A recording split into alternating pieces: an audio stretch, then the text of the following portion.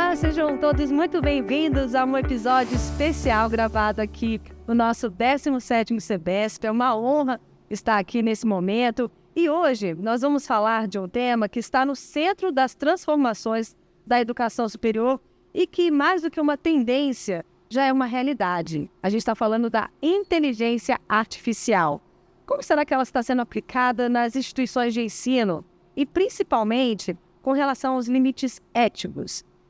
Vamos colocá-la e utilizá-la de uma forma que vá promover uma educação mais inclusiva, mais eficiente e mais personalizada?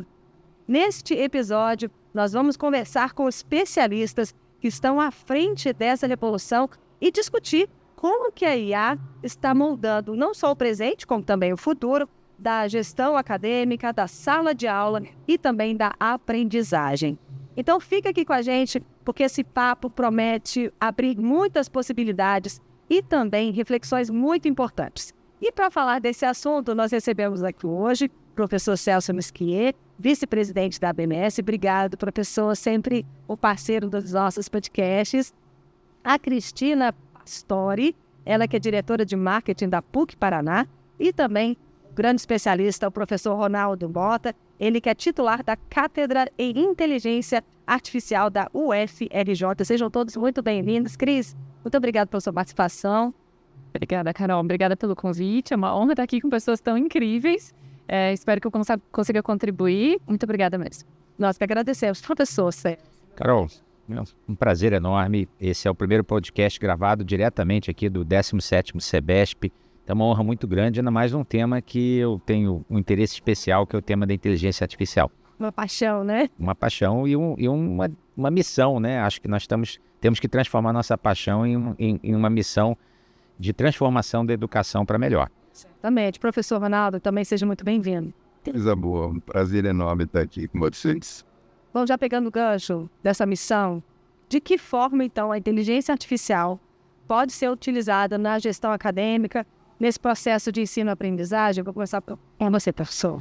Olha, eu acho que são dois temas distintos, né? O uso no processo de aprendizagem e o uso na gestão acadêmica. Eles têm relação, mas não são a mesma coisa, né? Por exemplo, no aspecto da aprendizagem, eu acredito que a inteligência artificial, as ferramentas que já estão sendo utilizadas, vão contribuir muito para a personalização da aprendizagem. Alguns chamam de hiperpersonalização.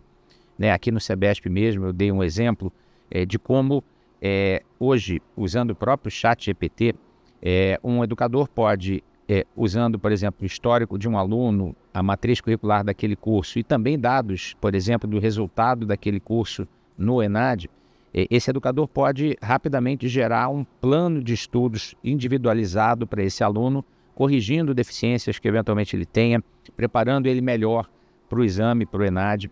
Então, são tantas possibilidades de uso e tão fáceis de alcançar que eu acho que é uma oportunidade que nós, educadores, não podemos perder para a transformação da educação. Tem também a área de gestão, obviamente, vamos ouvir todos aqui colaborando, mas eu diria que na parte da gestão acadêmica, a ferramenta pode identificar rapidamente o risco de evasão dos estudantes e, através de análise de dados e de modelos preditivos, indicar caminhos muito antes do aluno evadir, o que, reduzindo a evasão, é uma grande contribuição para um enorme drama nacional que acomete tanto instituições públicas quanto privadas, que é o problema da evasão escolar. Então, são muitas possibilidades. A questão é, estamos preparados para aproveitá-las? Já passa a pergunta para o professor Ronaldo. Bem, eu diria, só em caráter complementar, o Celso tem absoluta razão tudo que ele falou. Vamos definir a magnitude do problema que nós estamos. Quer dizer, há algumas pessoas que dizem assim, isso aí é uma onda, é uma moda, é hype. Eu quero dizer que essas pessoas têm razão quanto a ser uma onda. O que elas talvez não tenham razão é o tamanho da onda. Ela é gigantesca. Tsunami. É o tsunami. Esse tsunami vai atingir a todos. E, curiosamente, nesse aspecto, a educação, ela é quase, é ruim falar isso como educador, um elemento passivo. Nós seremos inevitavelmente atropelados. Nós sequer, do ponto de vista da onda em si, nós não seríamos elementos ativos. No entanto, a contraparte, eu diria, é no aspecto pedagógico mesmo. Eu me interesso muito assim, como que a gente repensa o processo de ensino-aprendizagem a partir de um novo contexto, onde a informação / conhecimento, graças também às inteligências artificiais, o conhecimento e a informação estará totalmente acessível, será instantâneo e será basicamente gratuito. Ou seja, uma instituição, a partir daqui, que se basear em ser um centro que transmite informação, será inócua. O que a instituição deve e pode, ou ela até se valoriza mais a partir daqui? É o modo segundo o qual ela ensina vai interferir imediatamente. Eu posso dar um exemplo que eu uso, porque é a única forma de eu conseguir falar com professores diretamente, pessoal de sala de aula, é dizer assim, lembra que se dava uma prova e você pegava essa prova, levava para casa e dali 30 dias você dizia a nota? Porque a tua régua, para saber se o aluno ia bem ou não, era o quanto que ele transcrevia do conhecimento dele para a prova. O que acontece hoje, do ponto de vista desse novo ano? Tão ou mais relevante do que a prova em si, será despertar nesse aluno a percepção, na aula seguinte à prova, de como que ele enxerga o seu próprio desempenho. Isso é preparar alguém para o mundo das inteligências artificiais, porque essa reflexão sobre a reflexão talvez seja o elemento mais difícil de ser atingido pelas máquinas que aprendem sozinha, que aprendem com as outras máquinas. Então, essas mudanças pedagógicas é o ponto que me interessa nesse processo. Professora Cris, eu tenho a sensação de que hoje, igual o professor falou, da busca, quando a gente vai no chat GPT, que os alunos também estão nessa vibe, como ele falou, da onda, mas não tem dimensão, que é um tsunami, e simplesmente o chat GPT que vai responder tudo. Mas a gente está vendo que não é bem assim, né? Que esse universo ele é enorme, dá para se explorar muito. E eu vou continuar na linha do professor Ronaldo da questão pedagógica, do ensino e aprendizagem. Eu gostaria que você falasse um pouquinho sobre isso. Sabe que eu ouvi no SXSW esse ano, 2025, uma fala que foi muito interessante. Uma especialista disse que nós estamos, em relação à IA, como estávamos em relação à internet no início dos anos 90. Então, nós temos IA, mas a gente ainda não tem Google Maps, a gente ainda não tem Waze, a gente ainda não tem um monte de coisas que a internet permitiu que fossem criadas e que hoje facilitam a nossa vida. Então, hoje estamos todos experimentando IA. A gente não sabe o que vai acontecer e como acomodar isso da melhor maneira. Em termos de processo de ensino-aprendizagem, uma coisa que a gente precisa ter certeza, eu acho, não é uma ferramenta que se sobrepõe à estrutura curricular que nós temos hoje. Aí vai ser muito ineficiente. A gente precisa entender como é que redesenhamos todo o processo, tendo o IA como parte disso. Então, se eu consigo agora ter feedback granular, se eu consigo ter feedback real-time, se eu consigo setar um prompt de ChatGPT a partir do material que eu vou usar na minha disciplina, eu posso fazer discussão de caso dos estudantes dentro de sala de aula. A inteligência artificial faz um feedback, o estudante reflete sobre o feedback e nós debatemos isso em sala de aula, isso não existia nos currículos até então, sabe? Então não é pegar um currículo como ele existe hoje e olhar como é que eu uso IA neste currículo. É repensar todos os currículos a partir das possibilidades que a IA traz para a gente. E aí, de repente, a gente vai ver que os estudantes vão se desenvolver mais rápido, porque eles não precisam ficar esperando o pacing do colega. Eles não precisam ficar esperando que a professora que está sozinha com 40 estudantes em sala tenha tempo para ajudá-lo. E todo mundo se desenvolver mais rápido, abre espaço nos currículos para que a gente trabalhe coisas que a gente sempre quis trabalhar e nunca couberam nos currículos. Então, é um repensar completo hoje. Eu acho que temos que olhar para as possibilidades e nos abrirmos a refazer a planta inteira da casa, sabe? Não só entendermos como a IA acomoda hoje no que a gente faz. Inclusive, Carol, se eu puder complementar aqui a professora Cristina, isso redefine o papel do professor, né? Eu acho que essa discussão do professor, eu estou ameaçado, vai desaparecer, assim, vai depender da atitude do próprio professor e das condições que as escolas e universidades criarão para esse novo professor. Que novo professor é esse? Liberado do tempo burocrático que levava 30 dias para corrigir uma prova, esse professor vai ser, de fato, um mentor do aluno, um curador das experiências, né, que serão trazidas para a sala de aula. Né? Ele vai ser, de fato, um professor que vai estimular o pensamento crítico do aluno e, portanto, vai exercer a função pedagógica mais nobre, porque muitas vezes o professor com uma turma muito cheia, né, lançando nota em planilha, corrigindo à mão, isso não é educar. Isso é acessório ao processo, de fato, de educação, que é extrair do aluno conhecimento através de experiências, através de ferramentas de pensamento crítico. Então, eu tenho muita expectativa positiva com relação à adaptação do papel do professor para esse novo cenário. Mas nós, educadores, temos que, primeiro, fazer esse trabalho de conscientização, dar exemplos, né? Valorizar os professores que já adotam essas novas atitudes nas nossas instituições, para que essa cultura se dissemine. Eu vou voltar numa fala que a Cris disse da planta da casa. É o momento da gente, então, começar a arquitetar um novo futuro, como é que vai ser junto com a IA. E eu pergunto, dentro dessa construção, onde que entra os limites éticos? Onde que nós temos que se preocupar com proteção de dados, a individualidade? É outro desafio aí que tem pela frente, né? Eu acho que uma coisa que nós não podemos esquecer nunca é que somos humanos e estamos aqui a serviço de outros humanos para o desenvolvimento deles e da nossa sociedade. É para isso que as nossas instituições de ensino existem.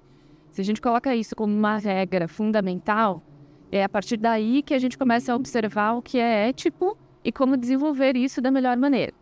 Temos hoje um risco gravíssimo nessa experimentação descontrolada de IA dentro das instituições, sem dúvida. Eu falei disso lá na PUC-Paraná há pouco tempo. O meu time inteiro está usando o ChatGPT nas suas licenças particulares, porque a gente ainda não comprou uma licença institucional, para analisar dados da universidade. Então, a gente sabe que esses dados eles estão sendo processados, não nas nossas máquinas.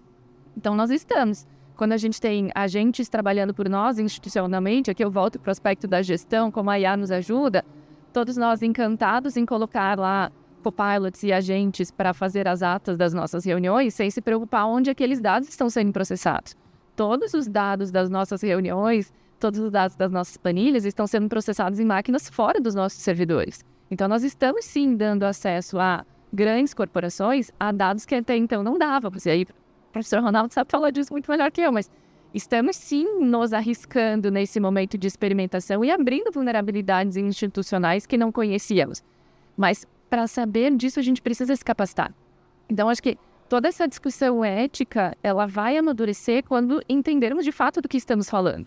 Por isso é tão importante pesquisadores e academia junto dos gestores, porque a ignorância aqui nos faz cometer erros e quase todos somos completamente ignorantes em IA, ou muito ignorantes em IA. E aí estamos cometendo erros graves, assim, sabe? Professor Ronaldo, gostaria também de ouvir a sua opinião. Pegar o gancho que a professora Cris falou da internet, que é uma boa analogia, com as diferenças que a internet, apesar dela se remontar ao século passado, foi neste século que ela tomou uma dimensão popular, escala. No século passado, tinha uso militar, tinha uso acadêmico e algumas grandes empresas usavam na internet. Mas a escala abundante de transformação cultural, comportamental, hábito, é deste século. Então nós temos 2 décadas e meia, ou tivemos 2 décadas e meia, para nos adaptarmos, pensarmos as questões éticas, mudarmos as nossas instituições. O mundo não é linear. A inteligência artificial, ela lembra a internet, podendo ser mais devastadora, e não levará 25 anos. Nós não teremos esse tempo. Alguns analistas colocam o ano 2030 como um ponto, depois a gente discutiria sobre o que é uma tal singularidade da inteligência artificial geral, mas é um bom parâmetro. Eu diria que tudo isso que a gente teve 25 anos para nos prepararmos, enquanto instituições, enquanto pessoas, teremos 5. A escala é 1 para 5. E aí? Bom, definir regras a priori é muito perigoso. Eu não sou a favor daquelas regulações absurdas, porque a gente não está entendendo ainda qual é o tamanho do tsunami. Agora, quem sabe que vem um tsunami vai cuidar melhor das suas portas, vai tentar se proteger, vai proteger seus educandos, vai procurar mecanismos que possam cuidar disso. Eu só vou voltar ao meu ponto. Quando eu me referi à importância do dia consecutivo à prova, a tecnologia envolvida é zero. Eu não estou falando de grandes transformações, as instituições não têm que sair por aí comprando pacotes de inteligência artificial. Se quer do ponto de vista de gestão, há coisas que são melhoramentos. Agora, o que eu sempre falo no plural, as inteligências artificiais vamos evidenciar é o DNA educacional. Nós não sabíamos até 1950 que cada um de nós tinha uma molécula que nos identificava unicamente. Não tem dois de nós, não sejamos univitelinos. Educacionalmente, ninguém aprende igual ao outro. Esse é o ponto. E à medida que a gente descubra que temos um DNA educacional, voltamos ao ponto do professor Celso. Nós podemos sim, e devemos explorar isso de forma muito legal, de tentar identificar em cada educando qual é a hora que ele aprende, qual é a mídia que ele melhor otimiza a aprendizagem, qual é o horário do dia que ele consegue ter uma maior captação, e deixar e permitir e estimular que cada um procure seus próprios caminhos, que otimize seu processo de aprendizagem. Eu acho isso fantástico. Se as instituições se voltarem para essa preocupação do ponto de vista do educando e não tanto do ponto de vista da gestão, a gestão vem por gravidade. Vão aparecer milhares de novas planilhas e gravações e sistematizações. Agora, do ponto de vista pedagógico, o que significa criar trilhas de aprendizagem individualizadas. Isso não significa abrir mão do compartilhamento social, não significa abrir mão de que as pessoas precisam aprender a trabalhar em equipe, não precisa abrir mão de que as pessoas têm que ter empatia. Agora, cada um de nós, gostemos ou não, é um educacional. Concorda, professor?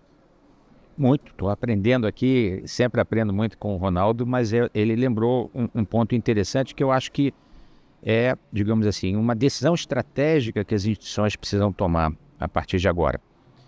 Eu penso até que vai ser um ponto de singularidade do setor educacional. Ou a instituição vai trabalhar dentro desse paradigma de trilhas individualizadas de aprendizagem, adicionando o lado humano que faz parte de qualquer processo educacional, o papel que ela tem hoje de mera transmissora de conhecimento, de informações, vai desaparecer. Vai desaparecer por desnecessidade, já que muito do que hoje nós fazemos, o aluno pode fazer através do ChatGPT. Então, o que vai sobrar, e a decisão estratégica é essa, é a instituição, a que vai sobrar, que vai prosperar, é a instituição que rapidamente se adaptar a esse paradigma, que entender esse processo personalizado, em que cada aluno é único na sua capacidade de aprender, adaptar os seus ambientes para isso, capacitar as pessoas, docentes e colaboradores, para trabalhar nessa direção, e tudo isso muito rapidamente. Né? Eu concordo que 2030 está chegando, né? É um cenário que pode até ser antecipado por todas essas evoluções que nós estamos assistindo das inteligências artificiais, mas as instituições têm que tomar uma decisão. O modelo atual não será o mesmo daqui a pouco. E é assim, parte do nosso papel, do papel que a BMS tem, o papel do debate que o SEBESP faz sobre esse tema, e até o meu papel como conselheiro relator do assunto da inteligência artificial na educação, lá no Conselho Nacional de Educação, é orientar com diretrizes, com caminhos, com exemplos, para que as instituições possam perceber essa decisão estratégica que terão que tomar e caminhar nessa linha. Tá? Eu acho que nunca foi tão importante para nós educadores, né? Não é que nós sejamos, nesse momento, profetas do caos. E eu discordo de pessoas que muitas vezes vendem o caos para depois tentar empurrar alguma solução genial.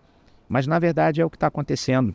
E as tendências são claras. E nós temos que tomar, alertar, orientar, possibilitar a transformação, mas agir. Acima de tudo, agir, que é o que se imagina necessário nesse momento para nós educadores, públicos e privados. Nós estamos falando aqui de uma trilha de aprendizagem única, cada ser humano é único. E a gente está falando também de uma diversidade enorme. Como será que as inteligências artificiais se moldam a isso? Né? Cada pessoa é única? Será que... Nós estamos falando de 7 bilhões, né? de cidadãos no mundo. Será que a inteligência artificial dá conta disso, professora? Eu acho que ela dá conta com a nossa orientação, né? Eu acho que esse é um ponto que a gente discute de inclusão por meio da IALSON.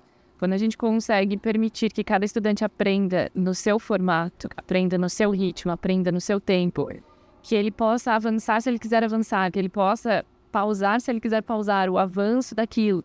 A gente está falando de inclusão, mas quem precisa governar este processo, sem dúvida, somos nós, são os humanos. Então, concordo muito com o professor Celso quando ele fala que há um repensar da função do professor. Eu acho que o professor pode voltar para a essência do que ele é agora. Quem estava em sala de aula quando a gente tentou trazer as matrizes de ensino por competência, quando a gente falava de feedback individual, quando a gente falava de avaliações formativas no processo, a gente não conseguia, enquanto professor, operacionalizar isso. E agora a gente tem tecnologia que nos ajuda, então acho que o grande ponto é esse. Nós, enquanto professores, temos a inteligência pedagógica. E a gente precisa aí sim governar a inteligência tecnológica, artificial, para que a gente possa desenvolver ao máximo as pessoas. Então eu acho que sim, sem dúvida, a tecnologia ela nos ajuda muito, a gente vai dar conta de entregar personalização, inclusão, olhar individualizado, desde que seja um pedagogo governando, desde que não seja um especialista em tecnologia governando. Então, os professores precisam assumir essas rédeas. Agora, os professores precisam ser capacitados para conseguir assumir essas rédeas. Mas precisamos, enquanto aqui instituições educacionais, assumirmos essa conversa de é o pedagógico que dita como a tecnologia será usada. E com relação à acessibilidade, professor Ronaldo? Porque assim, uma coisa é você abrir esse leque para esse universo humano e, ao mesmo tempo, a necessidade dessa capacitação das IES e do corpo docente. Será que realmente em tão pouco tempo, nós estamos em 2025, em 5 anos, a gente vai alcançar essa singularidade? Deixa eu exemplificar aqui, desde que a minha filha que está na Holanda e que trabalha com isso não me ouça, não chegue nesse podcast. Você... Sinto lhe informar, mas ela vai ouvir. Esquece, tinha o Brasil inteiro. Do ponto de vista genético, aproximadamente 1% de nós é diagnosticado como educacionalmente só auditivos. Diferente dos outros 99%, ele só aprende auditivamente. Essas pessoas não aprendem visualmente, as pessoas não aprendem por outras mídias, aprendem auditivamente. E 5% não é um diagnóstico médico, é um diagnóstico educacional, tem algo que tem uma correspondência com TDAH, ou seja, são pessoas com foco, com deficiência de foco. Veja, antigamente a gente não sabia quem era esse 1%, nem quem era esse 5%. Hoje, do ponto de vista tecnológico, somos capazes de identificar com relativa facilidade. Uma vez identificados, nós podemos reprogramar nosso conteúdo a ser ministrado. Ao saber disso, apresentá-lo ou na forma de podcasts, como estamos fazendo aqui, que algumas pessoas usufruirão isso mais do que as outras. Poderíamos preparar um material que acompanhe o passo, que por vezes é simplesmente uma questão de ritmo mesmo, e que permita uma pessoa com tendência a TDAH acompanhar no mesmo nível que as outras, não no mesmo nível, não. Na verdade, os experimentos realizados mostram que elas têm um rendimento superior à média e não inferior à média, desde que o material tenha sido produzido, material no sentido amplo, né? Haja uma percepção do educador de que ele está se referindo, está trabalhando com um educando que tem essa característica. Isso é fabuloso.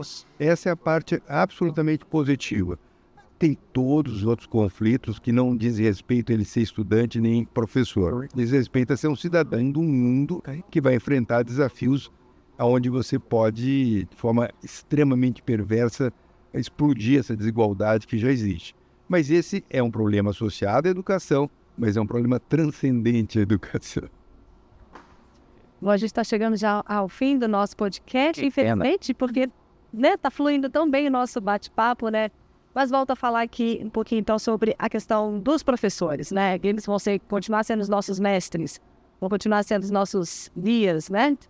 Voltamos a falar novamente desses mentores. Deixa eu dar um exemplo. Ontem, recentemente, eu tive contato com uma empresa israelense e a proposta de negócio dessa empresa é simples. Eles têm um catálogo de tutores, agentes de IA, né, de tutoria pedagógica, que o interessado pode customizar. Eu quero escolher o jeitão, né, a idade, o jeito, a aparência, a personalidade, né, que é uma coisa que está sendo desenvolvida, mas não, eu quero um professor mais espontâneo, extrovertido, eu quero um professor mais formal. E você entra com essa informação do professor, do tutor, ao mesmo tempo a base de conhecimento que quer que ele transmita, e a ferramenta gera automaticamente um tutor, né, um agente de aprendizagem, vamos chamar assim, capaz de dialogar com a língua do aluno, né? Pode ser em espanhol, português, e com uma... Não vou dizer que é uma coisa perfeita, mas vai caminhar para a perfeição com o tempo, como se fosse de fato um ser humano de difícil identificação, né, como robô, né, vamos chamar assim. Então, se já estão vendendo fábricas de professores, se eu pudesse chamar desse jeito, é lógico que o professor hoje precisa se adaptar para algo que não é substituível, né? Quando o MEC solta, como recentemente soltou, um decreto em que fala pela primeira vez de uma função chamada mediação pedagógica, eu fui procurar. Não está dito que tem que ser um humano. Olha que coisa interessante, né? Nós não estamos... O decreto causou impacto, toda novidade causa impacto, era necessário, né, para regular melhor a educação à distância no Brasil, porém não está ainda preparado para o que a gente está assistindo, que já está acontecendo. Já é uma proposta comercial, não é uma startup, um projeto de pesquisa. Então, a minha mensagem para o professor é, primeiro, fique desconfortável, no bom sentido, tá? Fique desconfortável, mas use o desconforto para evoluir, para se requalificar, para se transformar numa pessoa, de fato, como sendo grande estrategista pedagógico e não um mero reprodutor mecânico de conhecimentos. Eu acho que nós vamos ter chance de realmente trabalhar com a pedagogia no sentido mais puro, que é, de fato, aquela pessoa que transforma a vida do aluno, né, que participa, né, e que desenha o processo de aprendizagem. Então eu tenho, apesar de todas essas notícias assim que podem ser assustadoras em primeiro momento, eu tenho expectativa de que a gente vai conseguir fazer essa transformação, mas a atitude do professor vai depender também. Não basta a nossa vontade como dirigente, não basta uma campanha pública. Eu acho que o professor precisa conhecer, avaliar, perceber o impacto e mudar. E nós vamos ajudar. Ah, sem dúvida. Uma última pergunta que eu vou fazer aos três, antes da gente pedir as indicações de livros, artigos, podcasts, filmes, que a gente sempre pede aos nossos convidados que falem ao final para dar uma dica para os nossos ouvintes e agora também telespectadores do nosso podcast, é o seguinte: quem está resistindo hoje vai estar fora? Professor Ronaldo. Olha, eu acho natural que haja resistências e acho às vezes positivo, porque caso contrário a gente não estabelece um bom diálogo e exercitar nossa capacidade de convencimento, tá? E a gente tem um desafio. Eu tenho um desafio pessoal que é ser capaz de, para qualquer aluno de ensino médio, em 30 minutos, explicar reconhecimento facial, passando por redes neurais. Estou tendo sucesso. Por que eu quero dizer isso? Não há nenhum motivo para nós não universalizarmos, como vários países estão fazendo, o ensino de inteligência artificial, pelo menos as suas preliminares, na educação básica.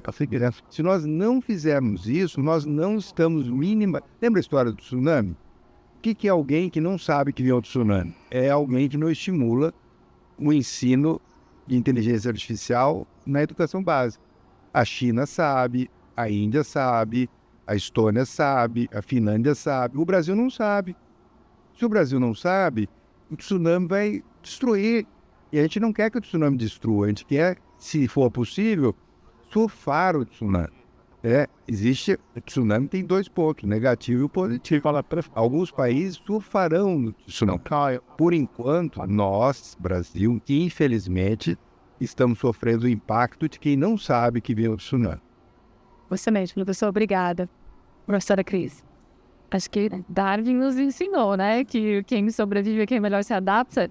Mas acho que essa adaptação, ela deve passar não por uma adoção imediata de tudo. Acho que um pouco dessa fala do professor, já uma certa resistência é importante. Eu acho que a academia tem esse lugar da análise crítica e não pode perder isso. Então, não devemos sair abraçando qualquer ferramenta, qualquer possibilidade, porque eu preciso usar IA na sala de aula. Não.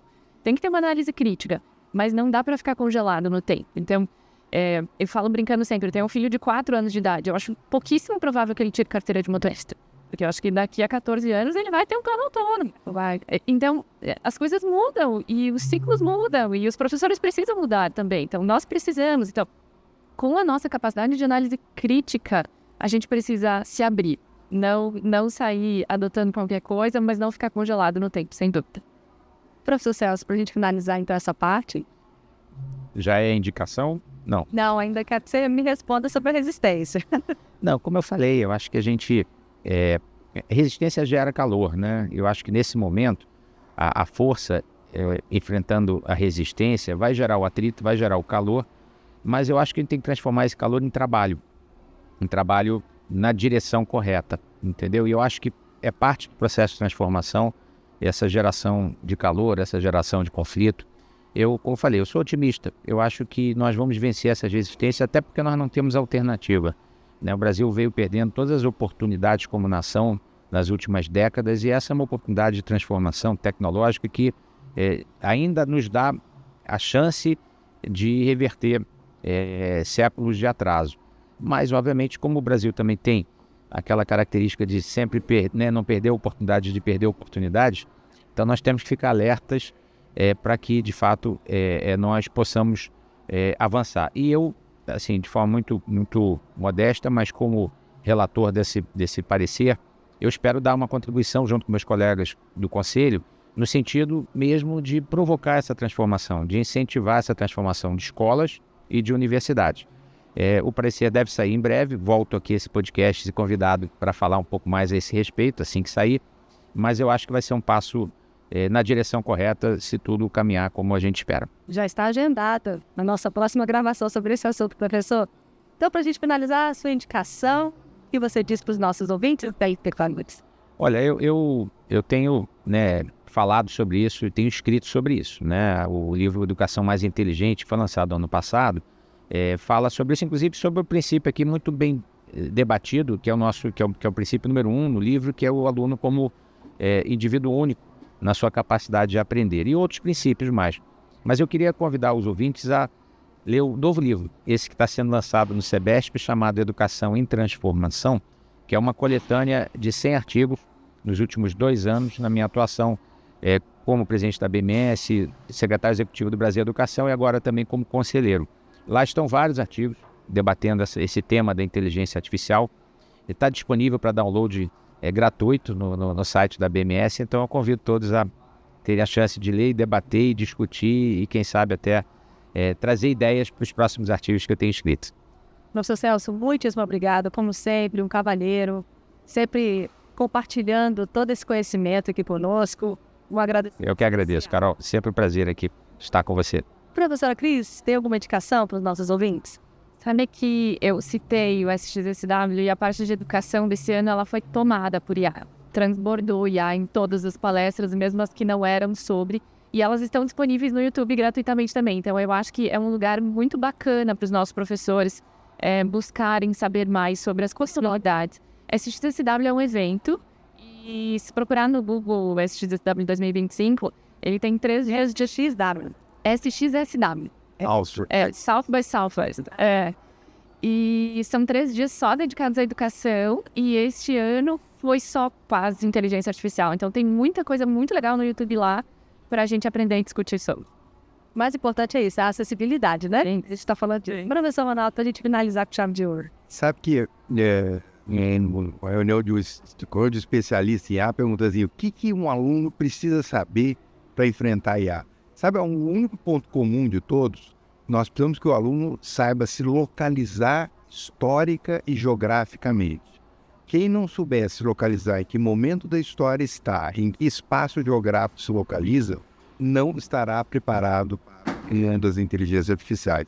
Então eu recomendo um livro chamado Racionalidade, de Steven Pinker.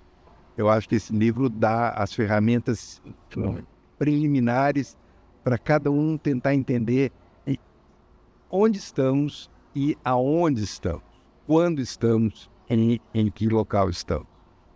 Excelente, professor Ronaldo. Também um agradecimento especial pela sua participação. O professor Ronaldo Mota já participou conosco em outros podcasts, sempre também com muito brilhantismo, compartilhando todo esse conhecimento que ele tem dessa área de inteligência artificial. E a professora Cris também pela sua disponibilidade de estar aqui conosco nesse momento tão único e também compartilhando todo o seu conhecimento. Muito obrigada. Obrigada, Carol. Foi uma alegria. Eu queria ficar aqui conversando a manhã inteira.